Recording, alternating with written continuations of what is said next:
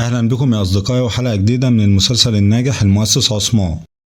انتهت الحلقة اللي فاتت على أحداث مثيرة جدا ووقوع السيد عثمان في فخ السيد قراصي. مش بس كده، جنود القائد لوكاس بيحاوطوا السيد أروهان وهوليفيرا والموقف بيزداد سوءا.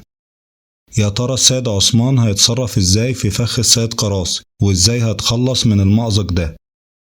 كلنا تابعنا السيدة بيجوم كانت مع السيد قراصي اللي كان بيحاول يتحالف معاها ضد السيد عثمان، وهي في طريق العودة هتلاقي السيد عثمان وقع في فخ السيد قراصي، واللي هتشوفها فرصة انها تقرب من السيد عثمان وبالفعل تنقذ السيد عثمان ورجاله من فخ السيد قراصي، لانها حاطة عينيها تاخد مكان السيدة بالة مش بس في القبيلة لكن كمان السيد عثمان.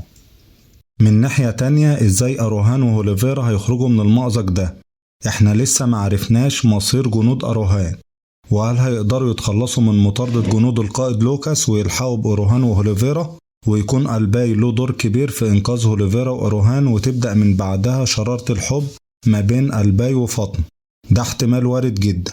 ولا السيد عثمان هيلحق بأروهان وينقذه قبل ما ينقلوا أروهان وهوليفيرا عند القائد لوكاس؟ يا ترى الحلقة الجاية يحصل فيها ايه؟ تابعون.